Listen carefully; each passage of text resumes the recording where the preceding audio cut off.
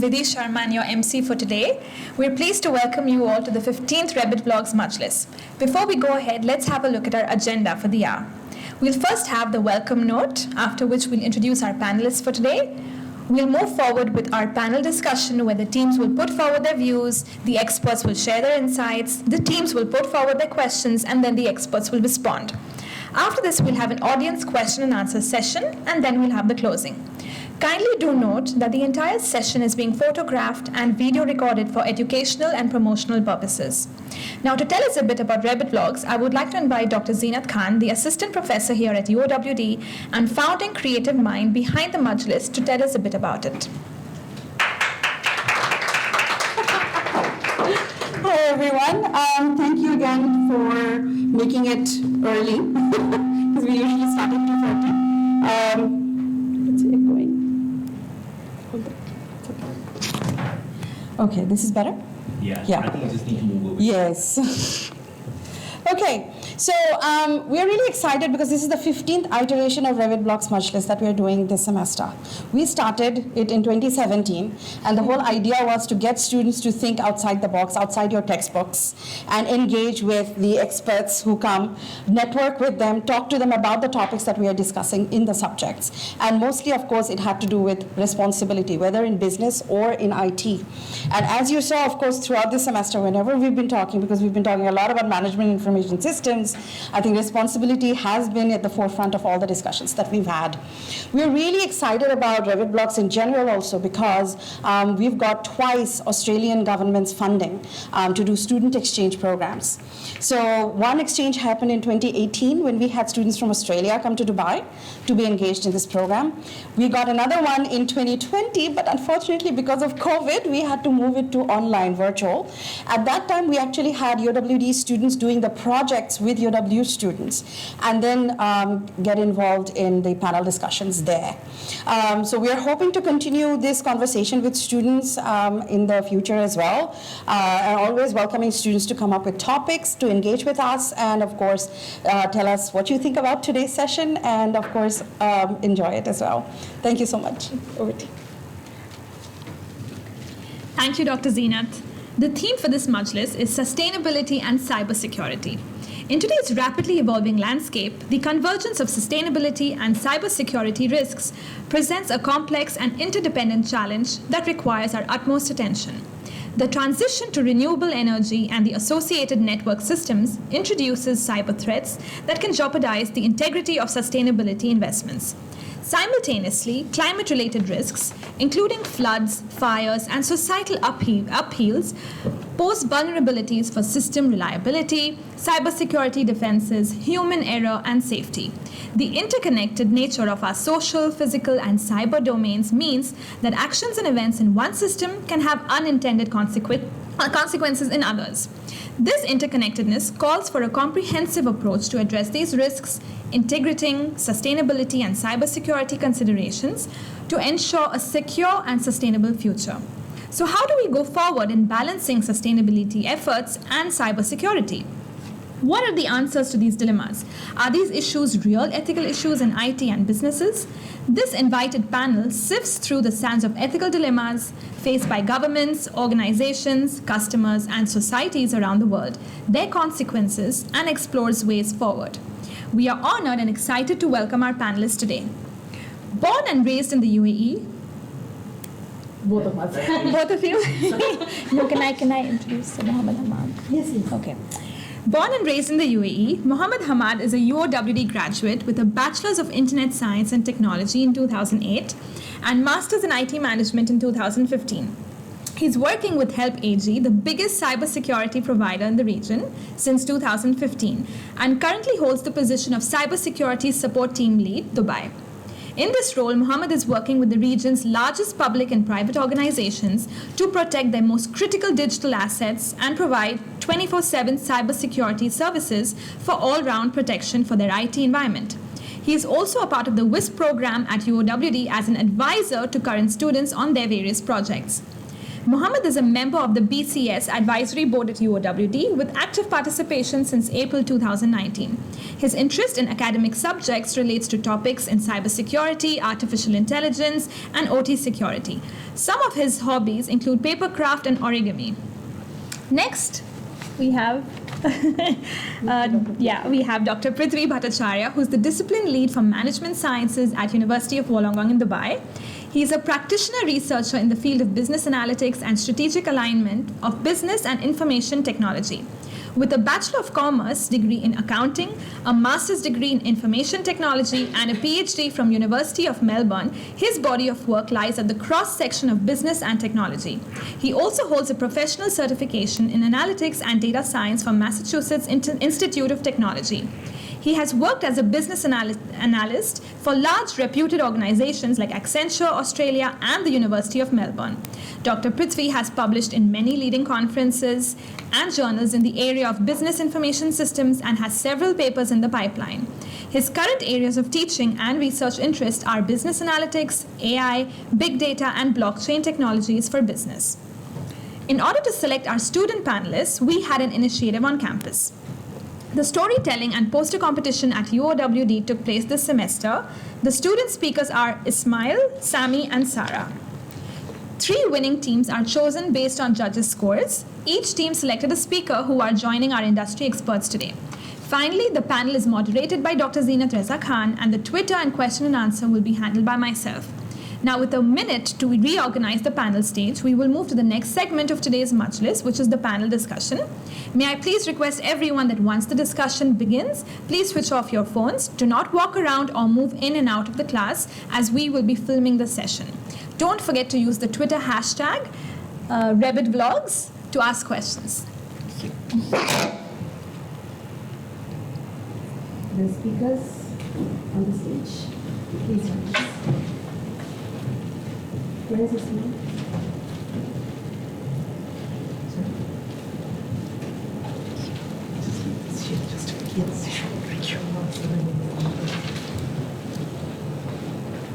Should I move that chair?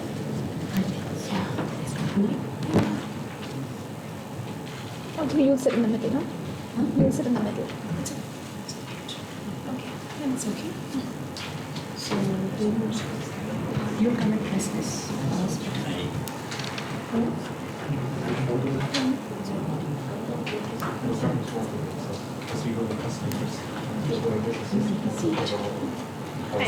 I'm sitting. If he comes, now we can maybe. Okay.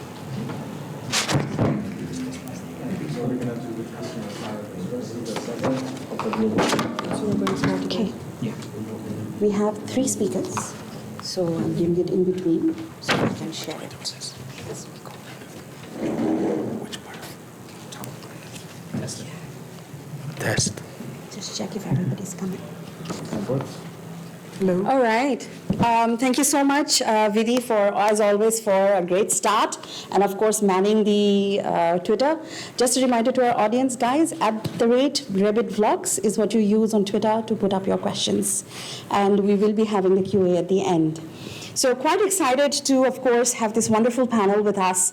And as is our tradition, we're actually going to be starting with our students first, because student voices should be heard first, and then we've got our experts who will support you and give their insights. So I'd like to begin with Sarah. Sarah is a part of one of the winning teams, and she's going to be giving us her viewpoints from the side of the customers as a stakeholder, who's going to be basically discussing in terms of what our customers' views on cybersecurity and sustainability. Just 1 second. We've got Dr. Hazem here, so maybe Vidhi wants to do he's not coming, so maybe we push here? Yeah? Okay. Sorry, we'll take the chair there. Dr. Hazem.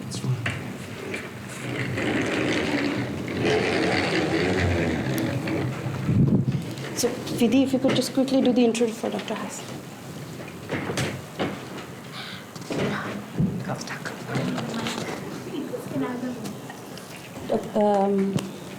Dr. Hazem, if you can just come in front. Yeah.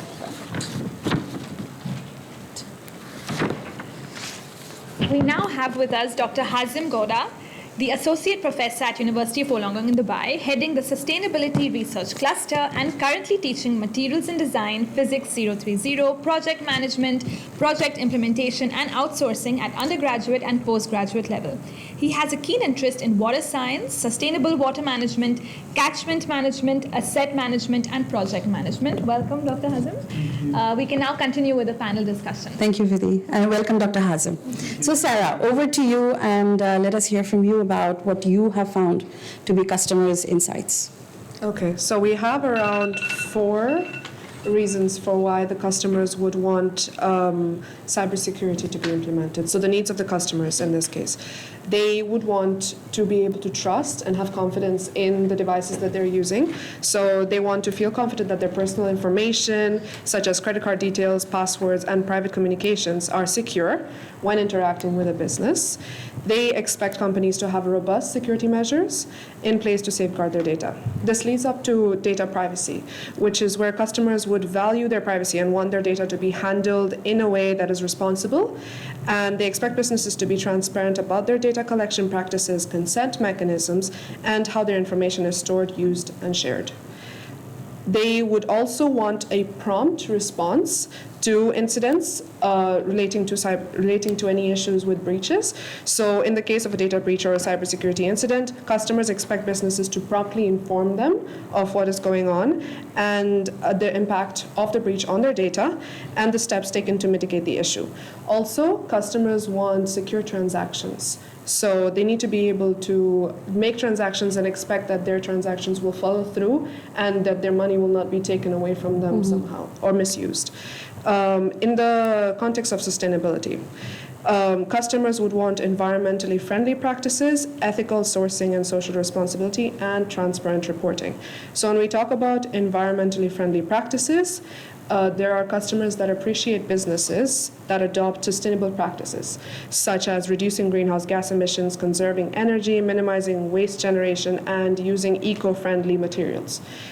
And ethical sourcing and social responsibility is where they demonstrate ethical sourcing practices, such as fair labor conditions for their workers and social responsibility. So they want companies that support and prioritize fair trade, human rights, diversity and inclusion, and community engagement. Then transparent reporting is where customers will appreciate reporting on sustainability initiatives and environmental impact. So they expect companies to provide information about their goals, their progress, and certifications related to sustainability. Also, product lifecycle and circular economy. So they expect to be able to have products that will have longevity, that will be used for a very long time, and that can be reused later and recycled. That's so. Relating to that, I have 2 cases. Capita admits that customer data may have been breached during a cyber attack. This is in relation to the cybersecurity measures.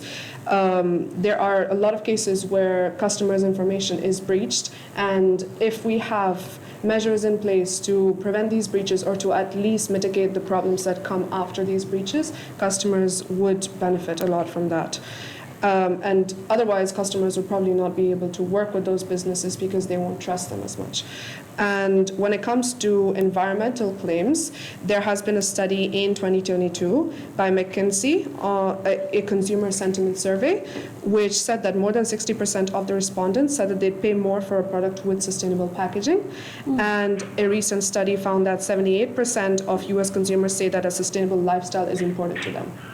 Wow. So it's fascinating, the statistics that you just mentioned. So we automatically assume that customers are always going to be more worried about cybersecurity than sustainability. But statistics show that they're they put equal importance to companies that adhere to sustainability and sustainable measures. Fantastic. Thank you so much, Sarah. Moving on to Sami. Sami is going to be talking to us from the company or organization's viewpoint in terms of what they value when it comes to cybersecurity, putting in the cybersecurity measures, and of course with sustainability and then the sustainability measures. Sami, over to you. Okay, so I'm going to be talking about the government's role in. Government's role. That's all right. So first off, to begin with, I'm Sami Sheikh. I'm in my second year of my CS degree, and I'm majoring in cybersecurity. So I'll start off with cybersecurity first and foremost. So. For governments, the most important key aspect of cybersecurity is the protection of their critical infrastructure that includes electricity and gas. We've seen many cases where the national electricity grid was exposed, especially in the US, and the gas pipelines, which caused immense pressures not only in the economy, but also for regular customers on Sarah's point. And without ample protection, this can lead to very significant loss in resources, both economically and for socially. The second focus of governments would be national security. National security is because governments view cybersecurity as a matter of they view it as importantly. Everyone's data gets exposed nowadays, and we know that without government intervention, there would be no regulation from the market itself unless the customer demands it. So it's important that we have these regulations and policies from the governments to ensure that our data is safe and protected through many acts such as the National Data Protection Act, NAPA, which leads us to our next important point, the protection of citizen data. There's been many cases such as regulations within TikTok being a Chinese organization, and the US wanting to protect its own citizens' data due to data servers being mostly in China.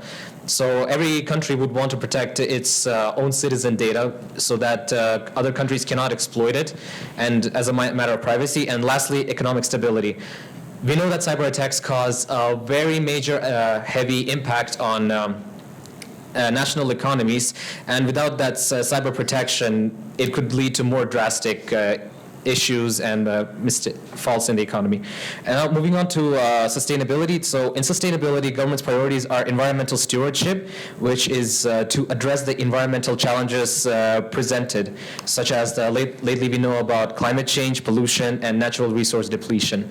We know the resources we have now are not going to be there forever. So what we focus on is to find alternative resources that could be used for more lifelong purposes, such as lately moving to sustainable electricity, such as from water dams, winds, geothermal energy, and also for our health, because a country's citizens' health is very extremely important for a sustainable environment. Second would be policy and regulations. I covered this in cybersecurity, but it is very closely related in sustainability as well. It's basically to allow the protection of humans and data, human health and data. And third would be economic opportunities, because we know that with new sustainability drives, we can drive economic growth and job creation. We've seen that with the introduction of electric cars and such, sustainable technologies such as cloud computing and grid computing, where it has introduced a lot of new jobs while making others obsolete, but with the way technology is currently going, it will always be available. And lastly, international cooperation. International cooperation right now is being led by events called COP. The latest COP is COP27, where countries try to agree together to pursue sustainable developments. And in this case, it is imperative that they all follow with each other so that they can improve their economic, sustainable, and cybersecurity challenges. So that's from the government's perspective on these two topics. Excellent. And I think you've given some really crucial insights into how governments look at sustainability and how governments look at cybersecurity. And I think a lot of the points that you've mentioned, even about measures, are some of the key conversations that are going to be happening at COP28 this year in Dubai.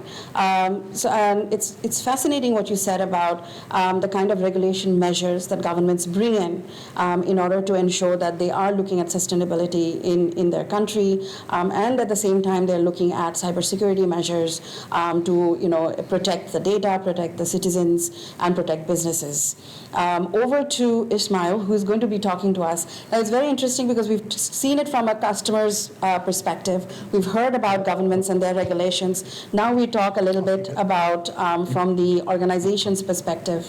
What are organizations' standpoints on cybersecurity and sustainability?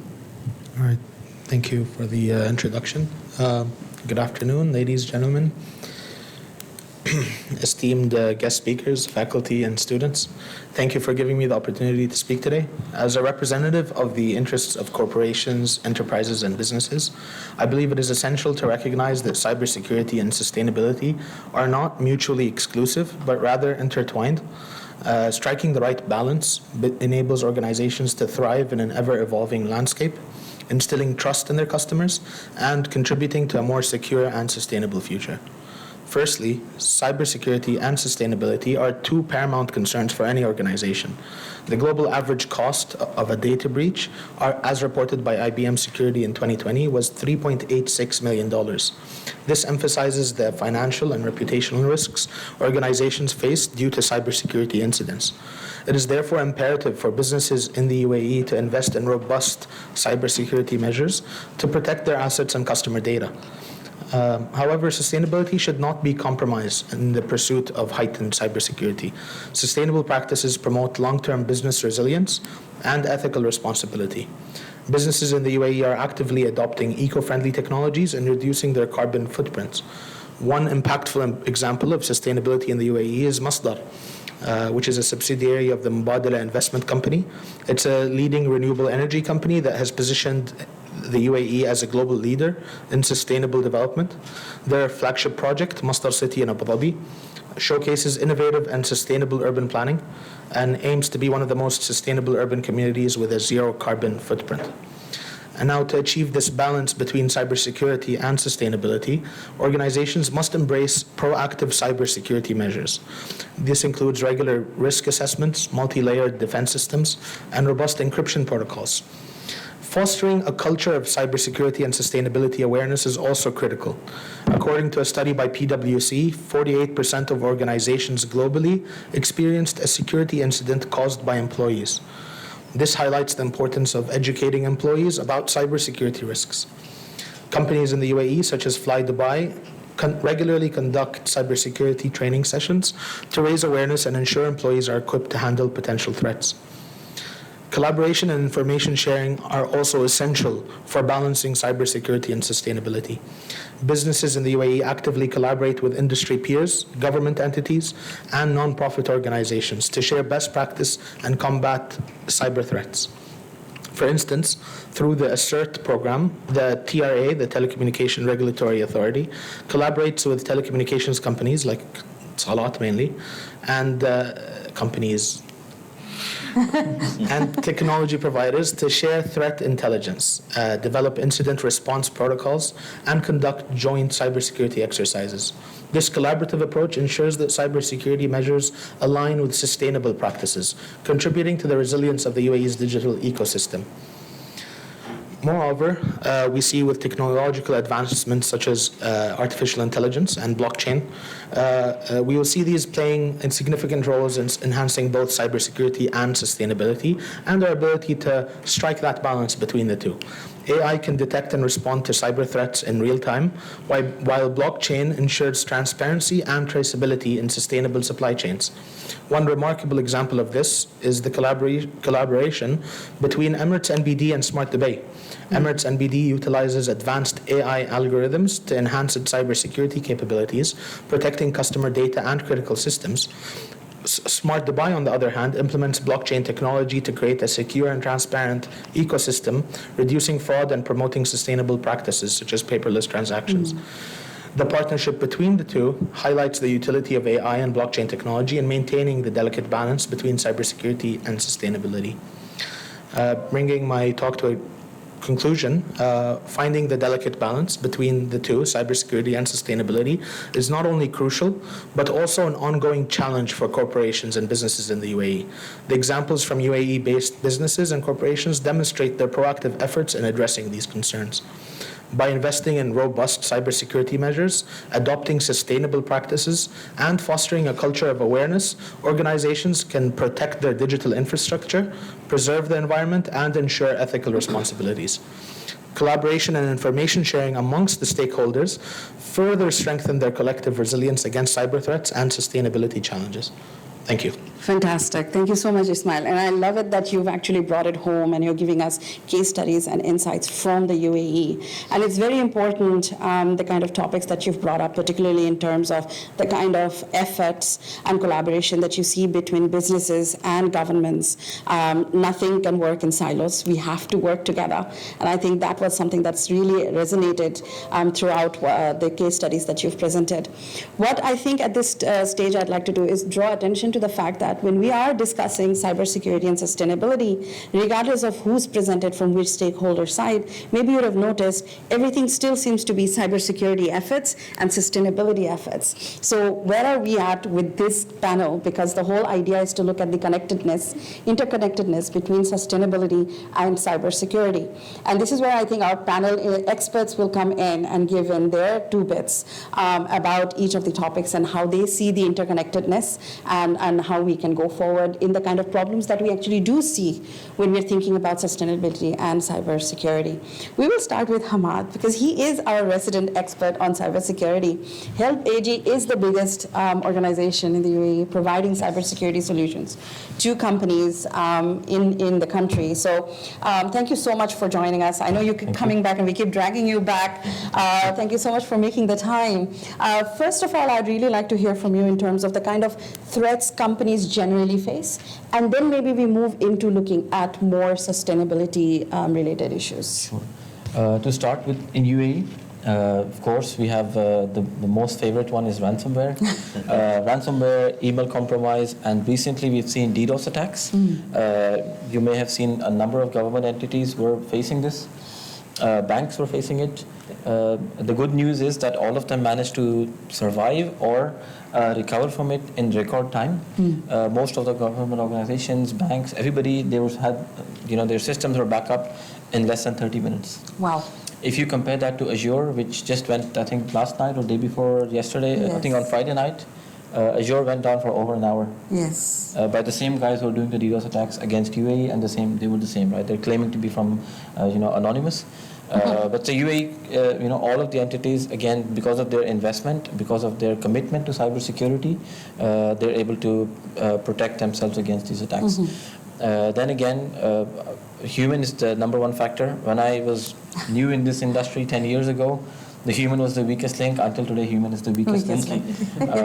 No matter how much AI you throw at it, no matter how much stuff or technology you throw at it, eventually the human can be still the weakest link. It's as simple as clicking a link in an email. So this is what we still see with our customers. Their business users still need a lot more education, a lot more maturity. They have the technology, they have the systems in place, Right. but they still continue to face phishing attacks. They continue to face scams, DDoS attacks. They still continue to face impersonation. We've seen this a lot after the pandemic. Especially where they'll start receiving emails which will look like it's from their CEO. It will look like from someone superior in the organization asking to do something. Maybe you must have received something. Hey, could you just send me a 100 dirham gift card from Amazon? We see that in Help AG. We're being targeted as well. Wow. The other biggest thing that we see is targeted attacks. It's no longer like a spray and pray attack where they'll try to exploit a vulnerability and they'll say, okay, we get lucky, so we get lucky. Now it's becoming more and more focused, a lot more targeted. Again, as we see, UAE is becoming more and more visible in the eyes of the world. We see targeted attacks. Right. There are targeted attacks for universities. There's targeted ones for banks. And these all go again with trends. For example, now we will see a lot of the attacks will be focused based on COP28. Yes. You'll see Amazon running a Black Friday sale. A lot of people will start receiving false scam links from Black Friday sales. Right? You go to Facebook right now, you're going to see, they're selling TVs for 5 dirhams. They're selling you the scooter for 9 dirhams. They're like, come and get a deal.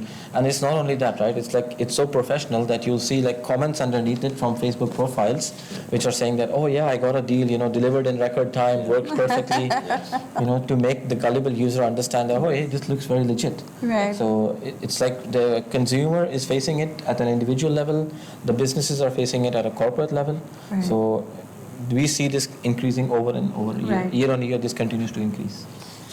again, like I said, he is the in-house guru on cybersecurity, and when he tells you the examples, you kind of sit up and take notice because it really hits home.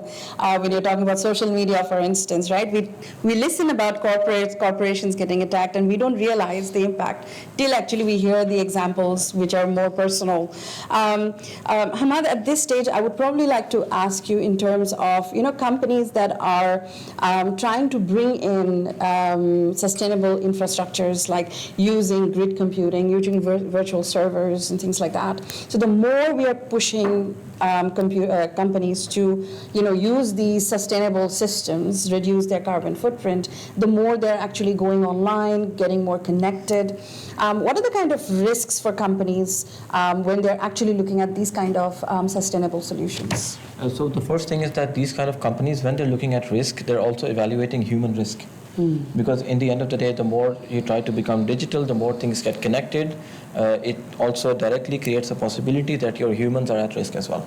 Right? As an example, somebody trying to automate something as simple as an elevator, trying to say that rather than have it locally controlled, let's put a small PLC on it, let's try to control it digitally, let's try to get some data out of it. Somebody tries to, get lucky, they attack it, they could increase the motor speed, they could decrease the motor speed, and that directly causes human injury. Injuries, yes. So the first thing that everybody's trying to do is to make sure that human remains the number one factor, prevention and detection of attacks that directly can cause loss of human life or damage to human life. That's the first thing. The other thing is, if you look at it from the technology perspective, they're trying to bring in not only, for example, businesses, but in the whole chain, right? Like if they want to build a data center, they want to make sure that, hey, do we really want to build a data center? Can we not just take it as a service, for example? So in that sense, this is where they are going, but this is bringing a lot of other challenges. A very common example is when they want to automate stuff within their data center. Yes. Right? They have to bring those devices online, which were never ever online before. Like a very common example is using these remote console devices. Correct. So if you have a problem with one of your devices, generally you send in a technician, he goes there, plugs it in and everything.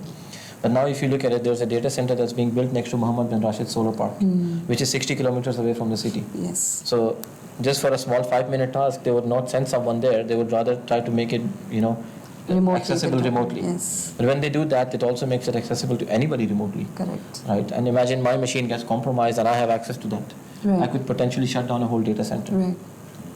And we saw it happen with one of our customers, where somebody left a laptop plugged in, Oof. and the guy left TeamViewer on it and had left it without password on it. So somebody managed to access a TeamViewer account, which was just left because he left it there saying that, okay, I'll go back to my office. If ever I need access, I'll be able to access it directly.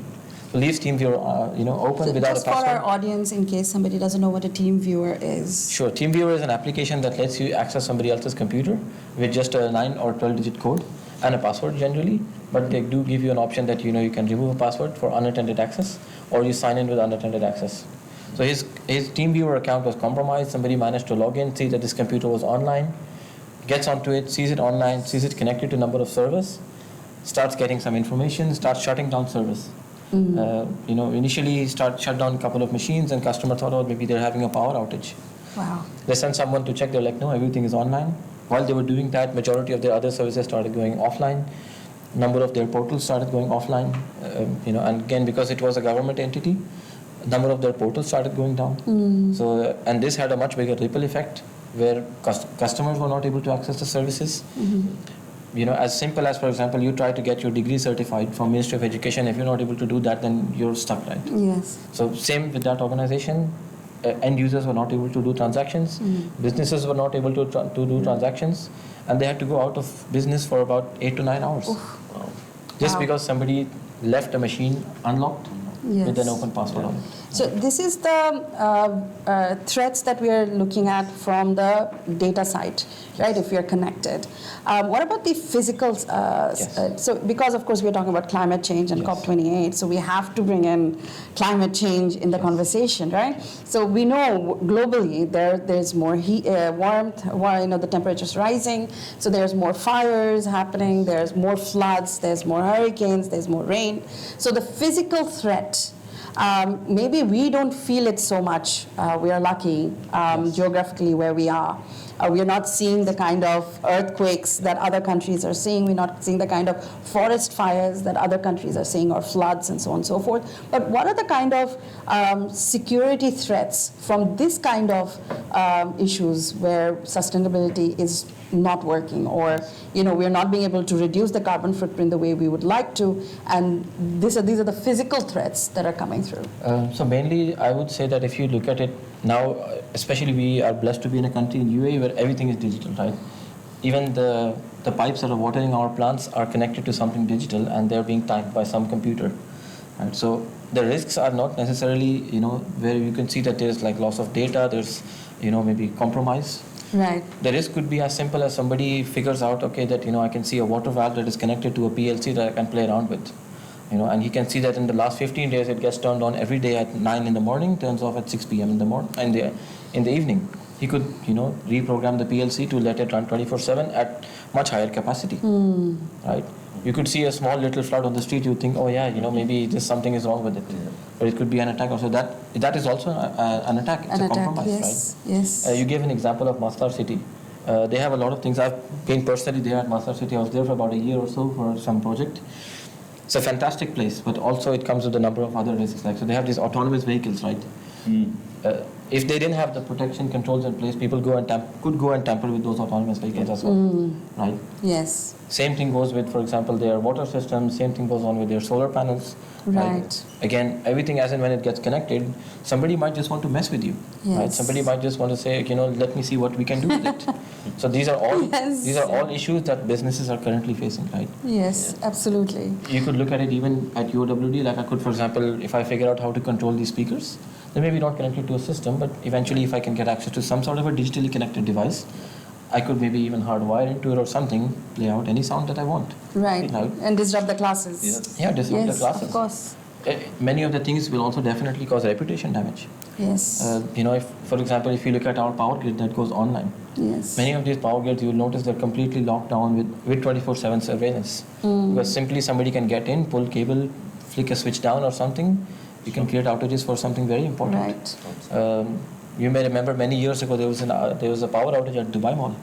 Yes. Right? And if you look at it, Sheikh Mohammed actually went and visited and checked what went wrong. So the amount of attention that these kind of things can bring, it's very, very big, right? Yes. And the reputational damage that it can do for certain organizations is irreversible. Irreversible. We have seen organizations which had to go out of business simply because they were breached and they were attacked or something. We've also seen examples of websites getting defaced. Right.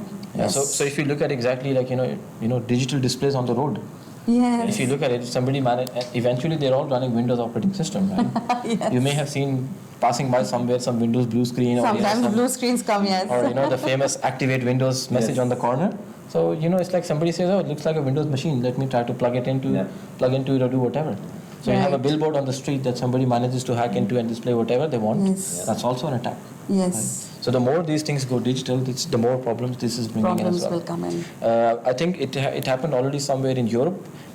Yes. On a dam. Correct. The thing is, they were able to control a dam and they were able to open the Open valve it. gates more than it was supposed to. And then if you look at it, it doesn't really create a loss of water, but it creates a damage to the whole ecosystem. It can create damage to the city. We're seeing it right now in Ukraine. Yes. Right? In Ukraine, there was it was a physical attack because of a war and everything, but a could have easily been, a yes. dam that gets damaged has now flooded the city. Correct. Not only like it's disturbing animal life or plant life, but humans as well. Human life as So well. the whole city has flooded. Absolutely. We've seen this attack happen at this American pipeline in 2021, end of Yes. 2021. The whole of the East Coast was without petrol. Yes. They were going to petrol stations one after the other, and nobody had petrol. Right? And the only option for them was to shut down.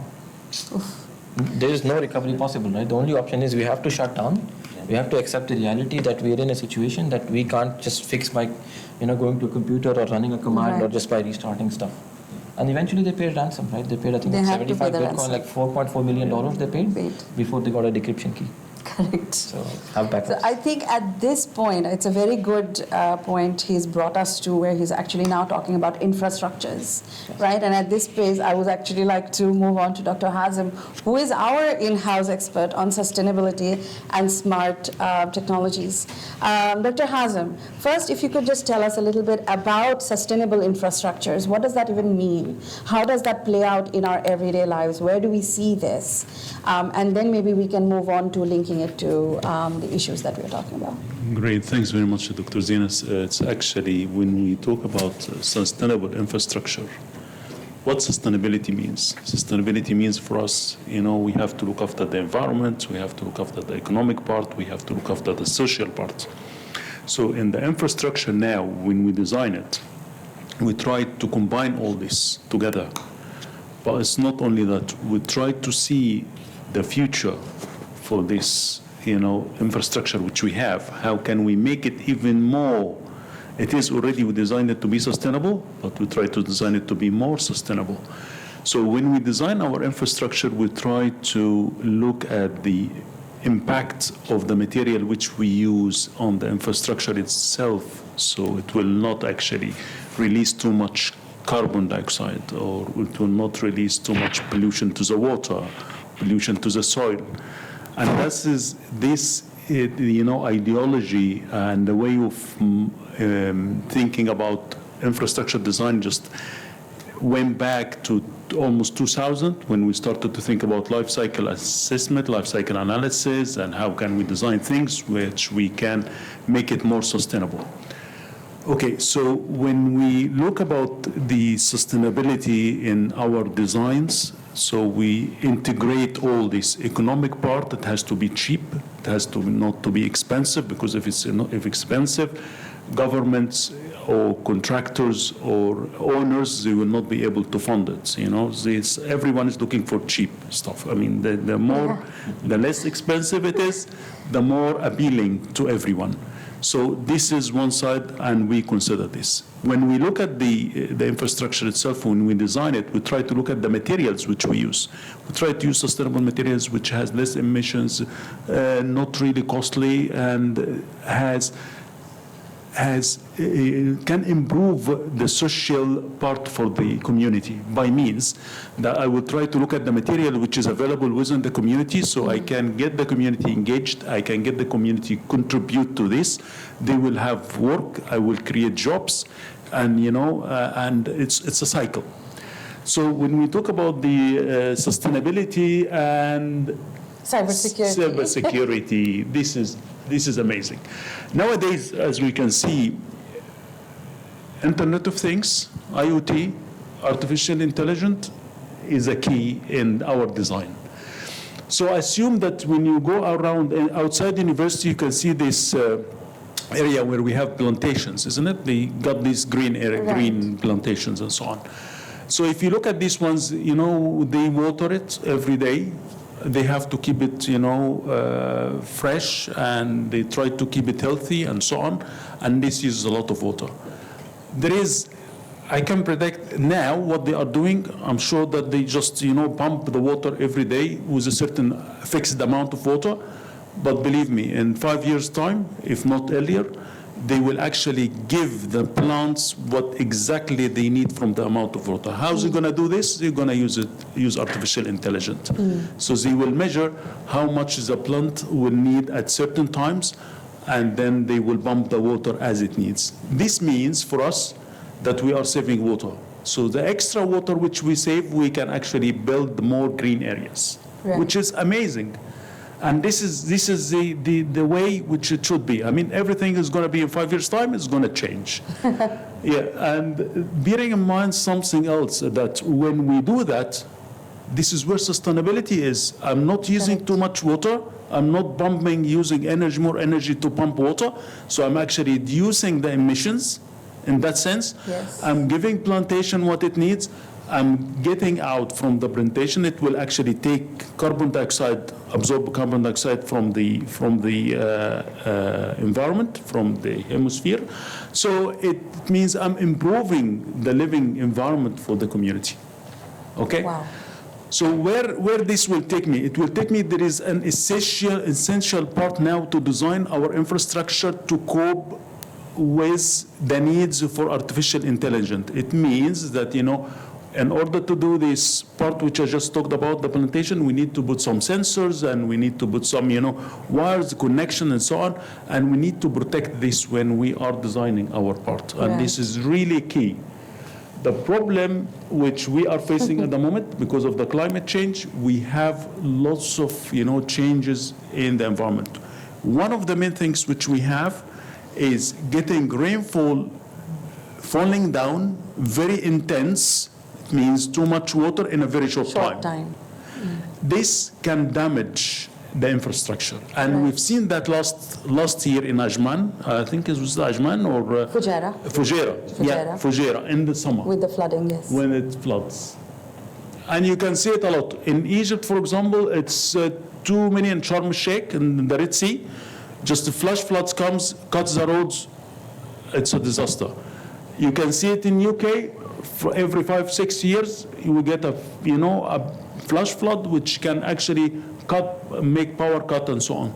So how can we make our infrastructure more resilient to this? So being more resilient, it means I actually can provide the security for my internet, because if you don't make your design, your structure resilient in the sense that it will, keep the service provider like electricity, internet, telecommunication going on, we will have a problem in that case. So we do that, yes we do, but still more consideration will take into in our design later on, because we have to know what is the needs, and in the same time we have to think about the sustainability of our design from the telecommunication point of view. And this, providing the services and trying to make it not, there is no issues with power cut and so on, which means, I can rely on some batteries later on and so on, like, the USBs in the early 80s and 90s, where we have this emergency power battery thingy, so they can actually keep computer running. So I think this is a part. There are other examples like, seawater rise. When you see the seawater rise, this is going to be really, it's a problem. It's going to be a big issue. So what's really interesting is now you explained to us what green infrastructure is and how it can actually, if we think about the design, if we think about it from the technology perspective and actually bring it in, we can make it more sustainable, the infrastructure itself, right? Now, Hamad gave the example where, for instance, if for instance the flowering of the waters is being controlled by an IT system, and if that IT system was attacked, it would, you could increase or decrease the amount of water being given, etc. Now, we are understanding that example from a cybersecurity threat perspective. From a sustainability of infrastructure perspective, if you had that kind of attacks happen to the infrastructure, what does that really mean for the environment and for the stakeholders? Yes, I think this is another thing which is actually a very good point that just mentioned. Nowadays, when we work in any project, we actually work as a team. For example, 30 years ago, 35 years ago, you find that engineers, when they work, civil, they work alone. Mechanical, after they finish the work, go to the mechanical, they will work alone, and then they go to electrical engineer, work alone, and so on. In the last, say, 20 years or so, it's becoming, it's not this way. It's becoming an integration, not only between engineers. It's engineers, ecologists, you name it. Anyone is involved in the project, they have to work as a team.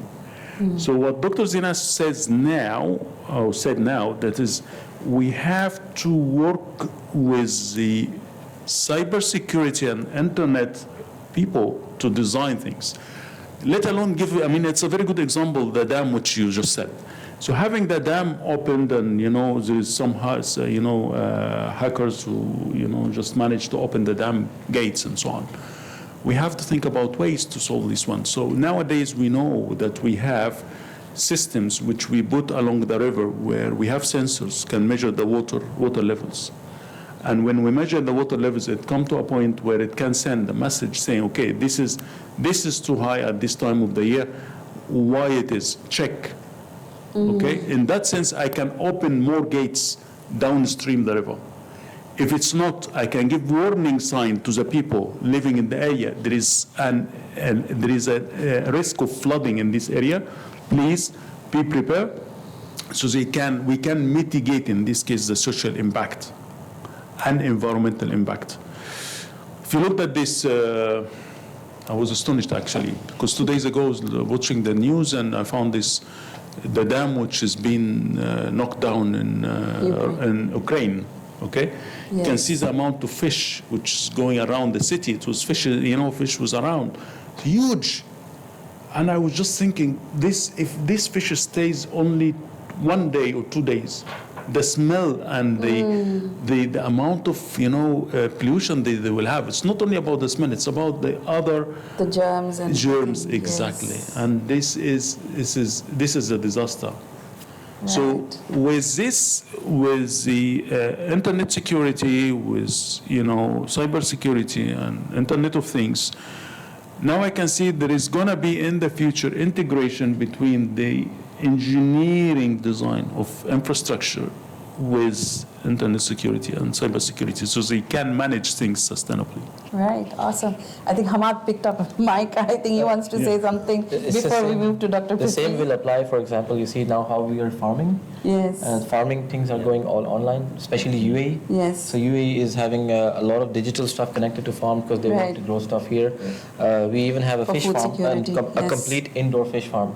So you can imagine that if somebody just tries to, for example, create any havoc or anything, right? The amount of damage it can have. Correct. Directly on food security, which is a big global concern. Yes. Right. So we need to look at this impact not only at at maybe country level but global level. Global level. You're absolutely right, actually. And with the pandemic and then the war, I think food security has become a key point of discussion for anything to do with sustainability and talking about environment, because if the farms are damaged, that doesn't just mean you don't have food now. It could mean you don't have food for the next 2 years, because that's the cycle that you have for agriculture. Again, fantastic point. Thank you so much, Dr. Hazem, for giving us that explanation on what we understand by infrastructure and the kind of work that needs to be done. And at this point, I think because we're talking about solutions, we bring in our new expert on AI in businesses, Dr. Prithvi from Faculty of Business, who's joining us. Thank you so much for being here. So Dr. Prithvi, maybe first, if you could just tell us a little bit about the kind of role AI plays generally in businesses before we move into looking at cybersecurity and then sustainability. Yes. No worries. Thank you, Dr. Zeenat, and thank you everyone for having me here. So to begin answering your question, I think AI is a term which is pretty contentious. Some people look at it in admiration, others look at it with a lot of question. But having said that, so we were listening to all these use cases where technology can play a role, right? So how exactly can it play a role? So maybe I'll try to put my 2 cents in here. So if we just try to, kind of unpack the term AI, it's essentially simulating human behavior through computers, right? So that's what it is. And one thing, what we need to understand is that AI goes hand in hand with big data. Right, so it's kind of, they're like a really nicely well-married couple in a way. You can't have one without the other. If they get divorced, oh God bless us, yeah. So that's something that's important to know. So to elaborate a little more on this, so we can break down AI into 2 primary categories, which is predictive AI and prescriptive AI. So predictive AI is something that allows us to predict what's going to happen in the future based on what has been happening in the past. So it's kind of like an extrapolation, which is also known as machine learning. And prescriptive AI is about, so it's not just about predicting the future, but then also saying what can we do to get the best outcome. So, if you remember those gypsy ladies with the crystal balls who would look at it and say, oh, you're going to die in 10 years, but she wouldn't say, what can I do not to die in 10 years? But this prescriptive AI does exactly that. So it's going to tell you that, all right, yeah, sure, the lady next door told you that you're going to die in 10 years, but then how can you stop dying, can you stop that from happening? So putting it into the context of cybersecurity and sustainability, predictive AI can actually predict where an organization is most likely to be breached. So those vulnerable areas, where are they? And perform a curated risk analysis. So it's going to be a bespoke risk analysis that is specific to that organization based on their organization's data. And while prescriptive analytics can help in configuration and controls to optimize the cyber resilience. So it's like a two-pronged approach. Yes. So one is predicting, you are going to die in 10 years, and then here's what you can do to not die, So that's where I'm coming at. So just to kind of give some examples of how it can actually happen. So AI can be used in cybersecurity to quickly analyze millions of events, and that's where the big data comes in. So they can crunch data really quickly, right? Which we can't, like normal computers wouldn't be able to do in many years probably. And they can identify these different types of threats, from malware to identifying risky behavior, etc. So, and then what it can do is it can even analyze relationship between these threats. So, like say for example, let's say there's a threat from a malicious file coming in, and there's another threat from a suspicious IP address. They can link them together. So it's associating them and trying to figure out what's going on, what's going on, and like I said, it can happen in seconds. So we're talking about terabytes of data, crunching all of that in a matter of seconds, right? For example, an insurer, like to just put this into context, there was an insurer who was concerned that they were performing these quote requests, and some hackers were actually hacking into it and giving a different kind of a coding model, which was basically changing their price model to actually hamper them. And using AI, this could be a great use case to track it down and challenge it. The other way AI can help is in enhancing the incident triage and analysis process. So people from my colleagues from the security would be able to confirm this further, that we also get a lot of false positives. So it's like, false alarms, if you like, probably there's nothing wrong, and we make a hue and cry about it. So it can actually look into that and reduce that number of false alarms to look at other factors as to, yeah, sure, seems to be something wrong, but is it really backed up by significant factors? So that's something that AI can really help in. It can also indicate potential malicious behavior. An example could be, for instance, let's say I'm this really stingy person who never pays more than 5 dirhams for coffee, which I'm probably not. I'll pay 7, by the way. That's my limit. So if I own a credit card in a bank, and then suddenly the bank sees that suddenly I've gone on the spending spree. I'm booking a ticket to Hawaii, buying the most expensive bags that I can, and investing in stocks and etc. So clearly, either it's my alter ego or something, or what's going on. So this can be done using a technique called association rule mining in computing AI. So what they could do is they could look at my past transactions and say, hang on, there's something wrong going on here. So these are some examples in the AI space. Coming to the context of sustainability, so this is more around data, digital space. In terms of sustainability, predictive AI can actually identify certain climate trends and may reveal how our planet is changing and draw inferences about where we are going. So it can actually paint that really gloomy, dark picture, because we need to know that, because until we are really scared, we wouldn't act on it. So that's important to know, allowing us to actually mitigate those negative effects better. And this can be done by equipping the satellites on the orbits with AI capabilities, so that a larger picture can be drawn from the state of the planet. Another area where predictive AI could be used is using sensory equipments, surveillance gear, and similar technology to learn and monitor weather systems and predict maybe something that's going to be a disaster. It could be a rainfall, it could be, it could warn you of severe high temperatures that's coming up, and other natural disasters, like you said, hurricanes, etc. And it's very good at doing that stuff using techniques such as machine learning and deep learning. Yes.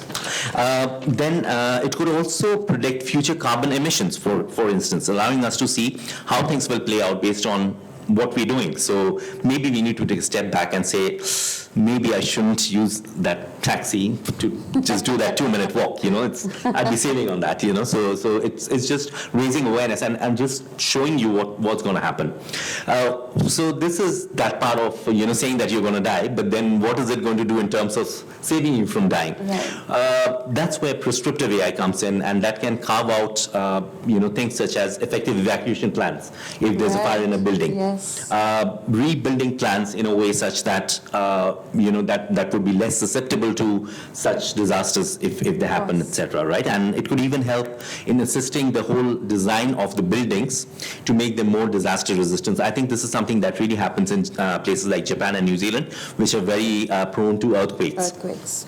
So that's where prescriptive AI can play a very important role. Fantastic. And I love the examples that you've given, because I don't think they're just for sustainability companies, right? Even, for instance, if I'm thinking Amazon right now, they would want to know what the weather is like when they're thinking about shipping, when they're thinking of orders and, making promises and, allocating, all those duties and et cetera. So even for companies that we think have nothing to do with sustainability, definitely still need these sustainable measures. Certainly. And at the same time with the accuracy, so that they're not making wrong decisions. Because I think accuracy comes back to, again, the cyber threats. Because the more we are using technology, the more we are online, there's always going to be that risk that at some point, like I love that thing that Hamad said, like, you see a pool of water, you just think maybe a pipe has burst, but you might not link that in the background to a cyber threat that has happened, and that could constantly be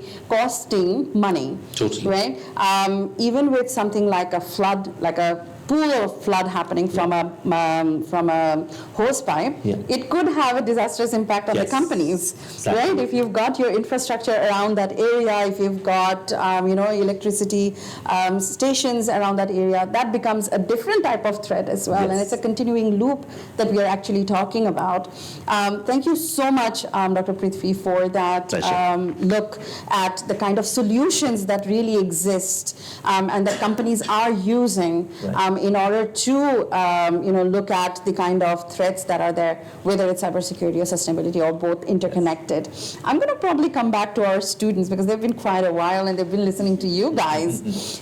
Maybe I'll start with Sarah.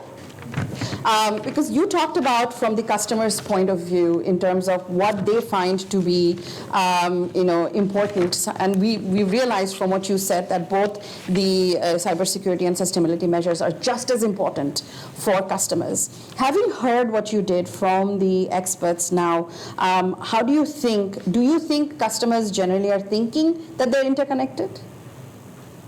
No, not necessarily. Not necessarily. Because most of the time when they're talked about in separate contexts. Right.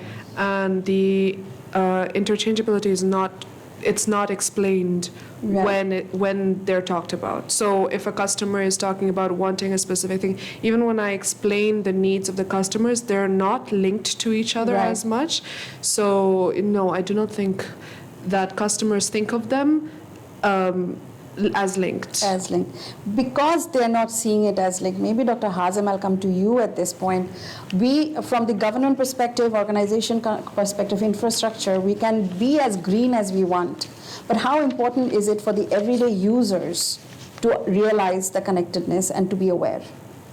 Yeah, this is really interesting because what you just talked now, it came some thoughts for me that we have to have some kind of sustainability on the cybersecurity integration with our design, with engineering design.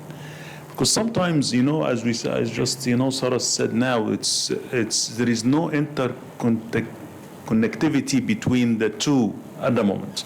Right. So what happens usually, people just go and just use, say sensors, use whatever technology and connect it at some points on the infrastructure without assessing the sustainability of this and its impact on the infrastructure when something goes wrong. Correct. So the integration of both of them together, where we can define the points which this can be done and identify the threats and risks associated with it will actually make it more sustainable in that sense. Yes. But at the moment, yes, at the moment, everyone is just thinking, okay, this is, I need to collect some data, say, for example, from the traffic lights, which we have here. Yes, we're going to go and put some sensors, put some, connections so we can collect data. And they will put it maybe in few of them over the city. But actually, when they think about the threats, if something goes wrong, these traffic lights can go off and, maybe it's a big hazard. So in that sense, we need to integrate the design, and that's what we said. But now it's more clear.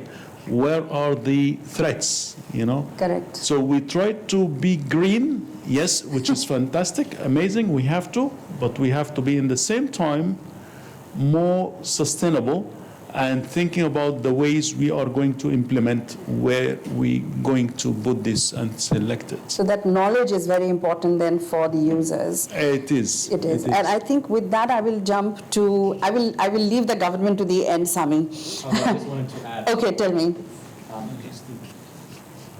I feel like most of us these days don't really think about these kind of things, but then I also contributed to the digital divide we experience. We are blessed and lucky to live in the UAE, where we have access to lots of technologies. We see that government services, visas, and everything, it's automated already. So we are able to go on the internet, do everything that we need. And I feel like the attention people pay to these technologies depends on the level that they're exposed to. For example, we're exposed to the internet every day, so we could technically associate Internet of Things and such, but for third world countries where the technology is not really well developed, they can't really make that correlation. And most of the time, for example, me personally, if I'm being shown a product or a service that is called sustainable, but it's out of my price point, I would not buy it even if it's sustainable, because how can I be sustainable if I can't afford sustainability on an individual level? And Absolutely. yeah, I mean, you can buy a Tesla, but so far, like, with an electric car, it's its own sets of problems. We have not developed to that point where we can completely replace petroleum-based vehicles or to other eco-friendly technologies, because we are not at that level where individual people or like companies can yet afford it. We're making steps that way, but I feel like the more we go into the future, the more we'll be able to integrate those technologies and be sustainable on an individual level from small to big, on the governmental as well. Sarah? Okay, I just wanted to add that I went through the case that was mentioned over here, so the Colonial Pipeline case where they had ransomware take over their devices, and an additional issue to the fact that we don't consider sustainability and cybersecurity in one is that people don't realize that they are interlinked. And so when they don't realize that they are, data breaches like that one can cause big problems for people who do not realize that there can be the possibility of a data breach from passive devices like IoTs, where they can just access your data through a passive device and you can do nothing about that. I think that's a great point. And I think that brings me to Ismail, because Ismail, you talked from the organization's perspective, and if we go back to what Dr. Hazem said, that, yes, individual users, we need to be aware, but so do companies, right? We can talk about sustainability and then we go, okay, we're going to use technology to become really sustainable, we're going to reduce our carbon footprints and all of that. Do you think most companies have that awareness? So naturally, companies tend to be more exposed than individuals are when it comes to new government regulations, new trends, new strategies. Because companies, at the end of the day, their duty is to their stakeholders, including their, most importantly, their shareholders and owners. And therefore, they have to care about their bottom line. A big part of sustainable practices is also efficient practices, which is also cost-effective practices. So they work very much hand in hand. So any company that has gone through digitization or has gone through it in the recent past has at least gone through this common issue of wanting to digitize certain things and then having to secure that, and then having to connect it to another thing and then having to secure that as well. And so it's like the issue that Mr. Hamad mentioned about the the irrigation pipeline, and having something like an automated irrigation system obviously has the good effects for a business of being more cost effective and being more data driven, and therefore on paper it might look really good, but then in a practical sense, when you see yourself getting open to more threats, for a business, it tends to skew their priorities towards more cybersecurity and less towards sustainability. Right. And that's where I think government plays a really big role. Customers play a really big role in tying down corporations a little bit to think about more than just the bottom line. Right. I think companies now internally they have a lot of good processes, a lot of committees, a lot of sub-organizations within their companies in order to align themselves to those interests, because they do have good engagement with the public in that regard. And so in order to have them do a better job and make sure that their companies are in line, I think the technology needs to directly address those ethical concerns. And so that's a good point. Bringing back to the example about the irrigation, so what if technology companies that are currently creating those irrigation systems want to promote their technology to companies for people to be able to use them wide and adopt them in a wide area? They should first address that security issue before addressing any other usability issues. Absolutely. Because that would be their major concern. And I think I'll bring this to you, Hamad, in terms of what do you see is the role of companies like Help AG that is providing security solutions to companies?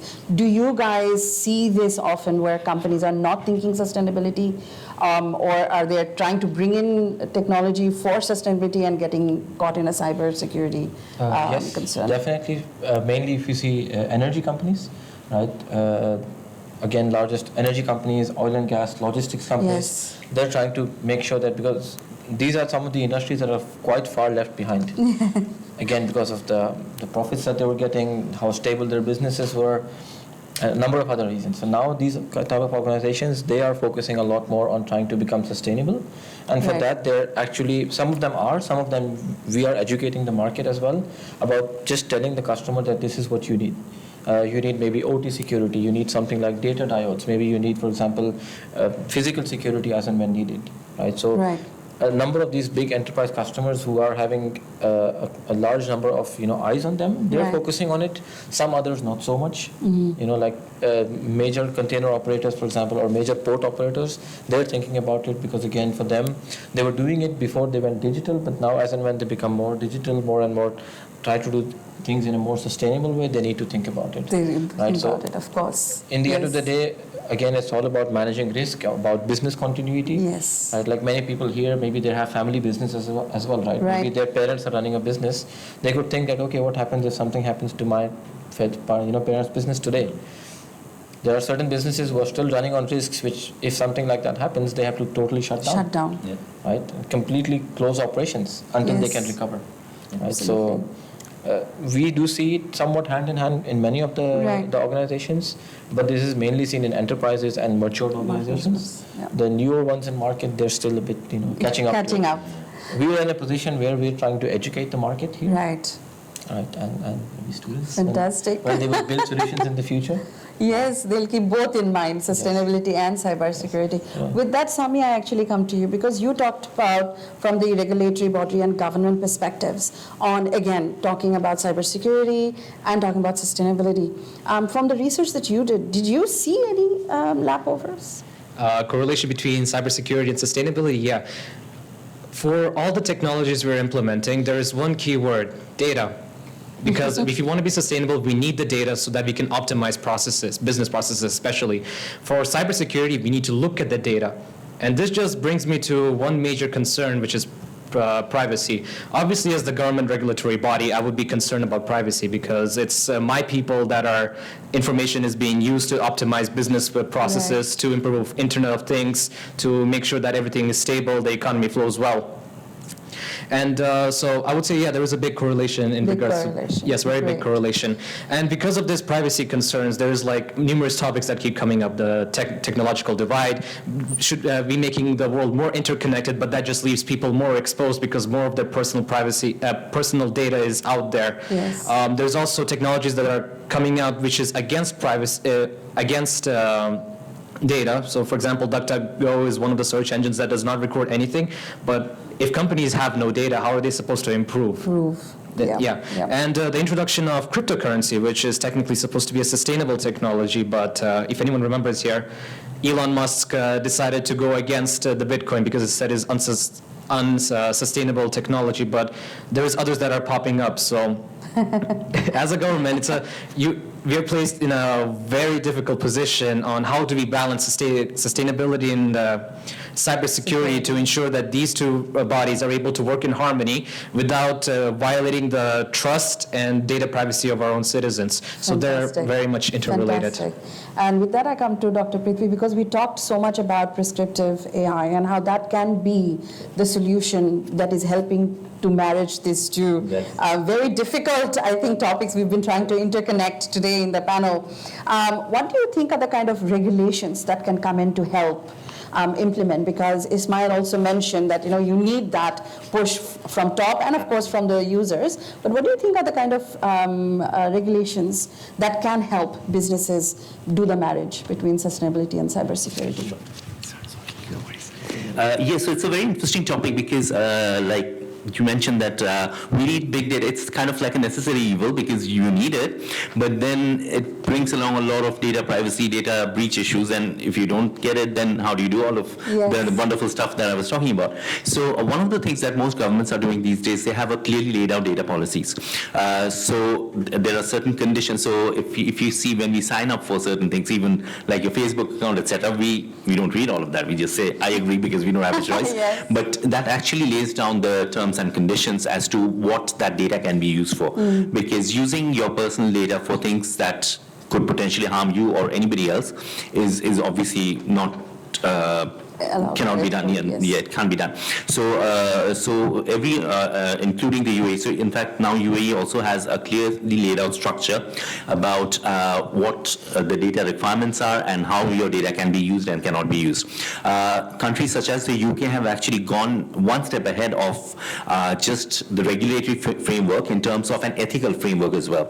So any technology or any solution that you're developing, that needs to go through a checklist, an ethics checklist. So it's not just enough to say that, okay, I'm not going to use your data to harm anybody. It's also important to make sure that the model I'm building is inclusive of everyone. So it's we're not discriminating people because of gender, race, or anything else, right? So we are going down that path of obviously we're looking at the legality of things, but also ethical, and we want to make sure that that brings us to all the UN SDG goals about inclusivity, etc. So there are regulations, policies being put in place across the world, not to mention in the UAE. Fantastic. Thank you so much. With that, we are actually at the end of the panel. Before we do the conclusion, we would like to open up the floor to Vidhi to moderate the Q&A. Okay, that was such an engaging and insightful session. I've learned so much today in just this 1.5 hours. And I know the students do have questions. I think I'll go with 2, and then maybe we can open the floor to some of the questions from the audience.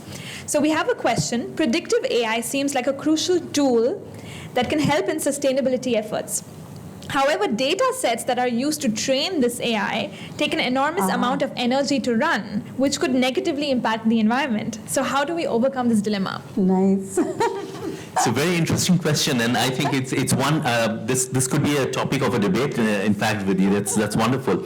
So yeah, I think this is a conundrum that you're trying to solve something and you're creating a problem in return. Yes. So one of the things that we're looking at the moment is also something such as quantum computing, which will really speed up processes, and the amount of energy that would be consumed to do that would take much less. But then again, it's in its very nascent stages, and we're still trialing and erroring mirroring it. But once, if that becomes mainstream, then that could be a potential solution to cutting down that, because what could be done today in, say, I don't know, 10 minutes, an algorithm that would run for 10 minutes with traditional computers, it would take 1 second to do it, which means it's going to definitely reduce the energy. So that's one of the techniques, and maybe there's more on the way.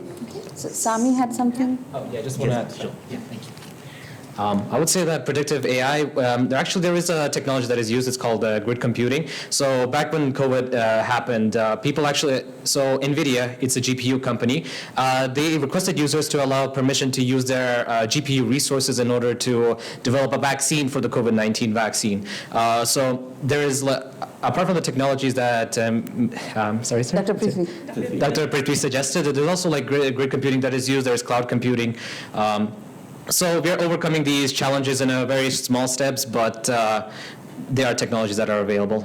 Dr. Hazem? Yeah, I think from the sustainability point of view, as you just mentioned, the energy which we use to collect data and then analyze it, it depends on the project, so it will differ from one to one. If we are using this, so we can implement it in one project, and then we implement it in hundreds of projects, this means that the environmental impact in this case is going to be small for the energy use, and vice versa, exactly. Yes. So you're repeating it. So it will differ from case to case. Yeah. Okay, so we have to consider this. Fantastic. Thank you so much. Vidhi? Yeah. So we have one last question. The link between cybersecurity and sustainability has not been discussed in the open. How can we spread awareness about the interconnectedness between the two? I don't know, maybe Hamad first, given you have the security company. I think it should start by people maybe highlighting risks and understanding the potential risk and impact of this, right? Because again, in the end, it all goes back to risk management, business continuity, right? Like, yes, we want to be sustainable, but eventually, if we skip out and maybe doing A, B, C, D as part of our cybersecurity, what impact does it create? What risk does it create? So I think that's a very good starting point, I feel like, right? Because again, in the end of the day, like, as we said, human is the biggest thing that we need to preserve. So that's what it is, right? Risk management. And I think I want to ask the students, because you guys are consumers, right? How do you think awareness can be spread? Okay, so cybersecurity specialist here as well, student though. I would say so far we've tried to make people more aware about cybersecurity risk, but it seems like they don't really pay much attention to it until they've been hit with the consequences of lack of security. We've seen that a lot with scams, a lot of Bitcoin scams. I personally had family friends who were involved in it. They lost around $25,000 US.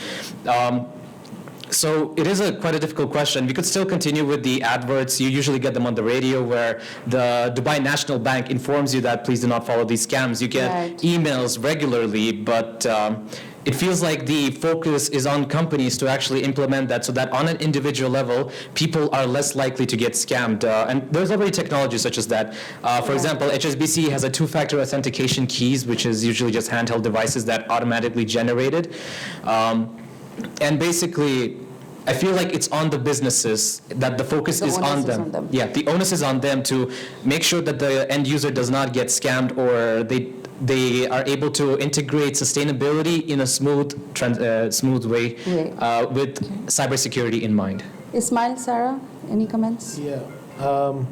I think it's important to note and emphasize that, yes, the onus is on the companies to make sure that their customers are safeguarded to the best of their abilities.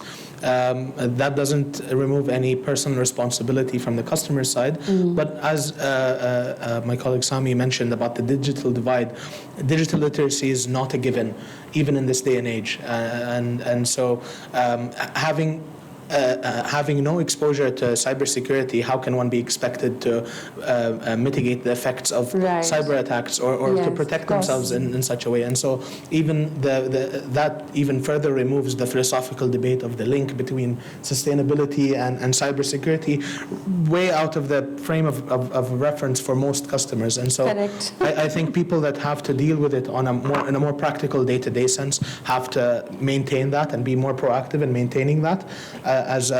keeping it in mind and enforcing it as a culture, as a cultural shift within companies, within organizations, even within families. Sarah, did you have something to add?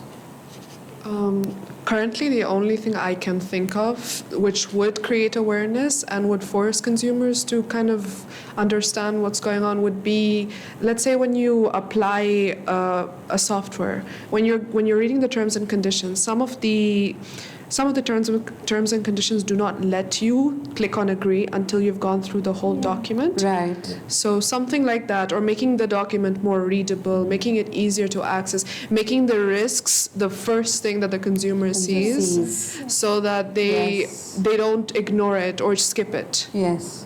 That's fantastic. Also, I think hoping this panel and the kind of discussions that we've had in the classroom, each of you now become an advocate for marrying sustainability to cybersecurity. Vidhi, anything from the Twitter? I think no, that's it. That's it? Does anyone in the audience have any From questions? the audience, any questions? No, we're good? Okay. Once again, I think this was one of those topics where when we were first sitting and talking about it, we ourselves didn't know where the conversation was going to go. And I think at every step when we were having the briefing sessions with each of you, we were trying to brainstorm how are we going to look at this discussion? What is that marriage really going to look like? And I have to say thank you so much to the students, Sarah, Sami, Ismail, and of course to our speakers, Dr. Hazim, Dr. Prithvi, and Mr. Hamad, for actually bringing in the conversation together and really showing us the interconnectedness from so many different perspectives. I hope this session has been insightful to everybody, and we're going to take this forward throughout the year as a vlog once it's going to be ready. With that, we of course close the panel discussion today. Thank you so much, everybody. Thank you.